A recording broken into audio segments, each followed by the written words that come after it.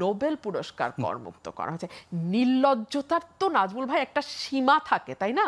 এই সরকার নির্লজ্জতা বেহায়ামির সকল সীমা ক্রস করে গেছে। ঠিক রাজনৈতিক সরকার যা করে এই সরকারও সেই নোংরামিতে যুক্ত হলো। এক।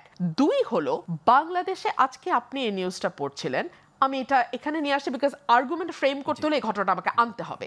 ডয়েচে ভেলের রিপোর্ট আমি এই মাত্র দেখছিলাম, আপনিও সেটি বললেন, করিডোর দেওয়ার কথা সরকার ইতিমধ্যে প্রস্তুতি নেওয়া শুরু করেছিল। এটার সঙ্গে জাতিসংঘ বলছে আমাদের কোনো সম্পর্ক নাই। সরকারে যে প্রস্তুতি নেওয়া শুরু করেছে, কত মিথ্যাবাদী একটা সরকার হতে পারে, তার প্রত্যেকটা উপদেষ্টা এবং লাস্টলি গিয়ে তারা যেই অবস্থান নিল সরকার, সেটা হচ্ছে না আমরা কোনো করিডোরের দিকে যাচ্ছি না, আমরা একটা হিউম্যান কি বলবো চ্যানেল, একটা হিউম্যান চ্যানেল আমরা তৈরি করব। সেটা কে বললেন? নিরাপত্তা বিষয়ক উপদেষ্টা। এবং নিরাপত্তা উপদেষ্টার অধীনে 3 বাহিনী বাংলাদেশে কর্মরত।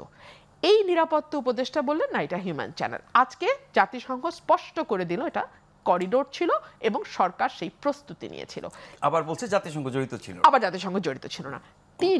আপনি 3 নাম্বার, এই যে বাজেট মাত্র দিল, তাই না? এই সরকার আমরা আশা করেছিলাম বাজেটে একটা গুণগত পরিবর্তন আনবে, অর্থাৎ মানুষের লাইফের সঙ্গে সম্পৃক্ত যেই বিষয়গুলো, শিক্ষা, স্বাস্থ্য, সামাজিক সুরক্ষা, বেকার সমস্যা, কর্মসংস্থান, বিনিয়োগের সমস্যা, এই জায়গাগুলো সরকার অ্যাড্রেস করবে এবং সেগুলোতে কি করে বরাদ্দ বাড়ানো যায় এবং সেই বরাদ্দ যথাযথ জায়গায় যাতে ব্যবহার হয় সেটা এনশিওর করা যায়, সেটা নিশ্চিত সরকার কাজ করবে।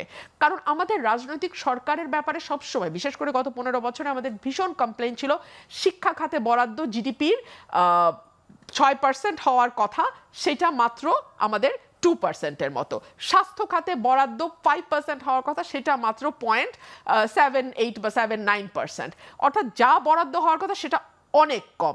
সামাজিক সুরক্ষা খাতে অনেক কিছু, পেনশন, ভাতা, গ্র্যাচুইটি সব কিছু মিলিয়ে টিলিয়ে অনেক বড় অঙ্ক দেখানো হয়, কিন্তু একেবারে সত্যিকার অর্থে গরিব মানুষের হাতে পৌঁছায় তার 10 ভাগ বা 20 ভাগের 1 ভাগ। সেই জায়গাতে যদি পরিবর্তন সরকার আনতো, ওই বৈষম্যটা দূর করতে পারতো, তাইলে আমরা বুঝতাম যে না, সরকার সত্যিকার অর্থে একটা পরিবর্তন বা একটা সংস্কারের দিকে যাচ্ছে। আপনি আমাকে বলেন সেই জায়গায় আমরা বাজেটে কি দেখলাম?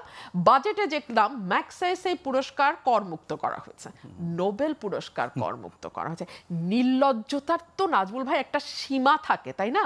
এই সরকার নির্লজ্জতা বেহায়ামির সকল সীমা ক্রস করে গেছে।